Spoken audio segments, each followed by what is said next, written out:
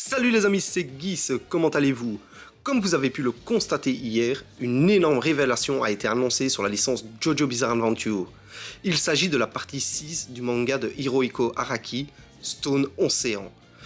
Tous les fans attendaient ce moment depuis la fin de la partie 5, Golden Wind, qui date déjà du mois de juillet 2019.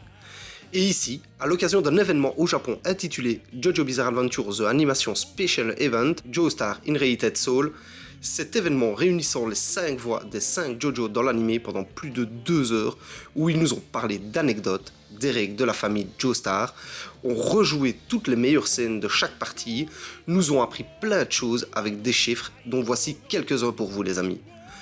3309 jours entre les premiers jours de production de l'anime de JoJo et aujourd'hui se sont écoulés.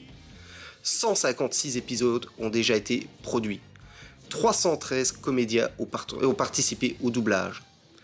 2390, c'est le nombre de membres qui ont travaillé dans le staff. Plus de 200 régions ont été distribuées pour l'anime. 343 pistes audio ont été produites. Ceci ne sont que quelques chiffres incroyables et vertigineux. Puis enfin, une annonce a été faite dans les toutes dernières minutes du show avec l'entrée en scène de Ei Feirouz, la voix officielle de Jolene Kujo, qui est le personnage principal de Stone Ocean, ainsi que la fille de Jotaro Joestar. L'annonce a été faite officiellement avec un teaser. On a eu droit à une présentation d'elle très émouvante, nous racontant que c'est grâce à JoJo Bizarre Adventure qu'elle a voulu devenir une seiyuu. Seiyuu est un comédien de doublage au Japon. Pour l'instant, nous avons droit qu'à un poster promotionnel qui est très joli. On n'a malheureusement aucune date de sortie, on sait juste que la production vient de commencer. Mais on s'en fout, l'important c'est de savoir que la partie 6 arrive bel et bien en animé, et ça les amis, c'est le feu. Je vous rappelle que vous pouvez vous procurer l'intégrale de la partie 6 Stone Ocean chez Tonkam Delcourt. L'intégrale de la série est composée de 17 tomes. Et juste un autre petit rappel, l'adaptation des 5 premières parties sont disponibles en VOD sur Crunchyroll et ADN. Ainsi que, je vous rappelle, comme vous avez vu dans l'actu Guise de hier, Golden Wind est prévu pour le mois de mai en DVD et Blu-ray chez Kazé, avec la première partie sur 2. Les autres parties sont toutes déjà disponibles à la vente.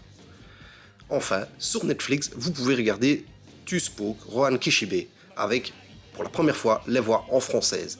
Puis, pour tous les fans de JoJo, on a eu droit à énormément d'annonces de nouvelles figurines que je vais vous détailler ici même.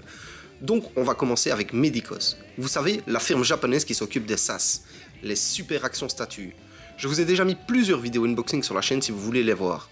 Il s'agit de la gamme articulée, centrée sur le manga et qui a déjà plus de 100 figurines à son actif. Des figurines de plus ou moins 16 cm de hauteur. Et voici pour ceux, comme moi, qui en ont raté plein ou qui veulent commencer avec la vague de réimpression annoncée ici pour 2021. Donc pour commencer en avril, nous aurons en plus des sorties déjà annoncées précédemment, Léon Abacho et son stand Moody Blue. En mai, nous aurons Cars, AC/DC et Wamu. En juin, Trishuna et son stand Spice Girl. En juillet, Diavolo et son stand Emperor Chrismo. En août, Jolene Kujo et son stand Stone Free.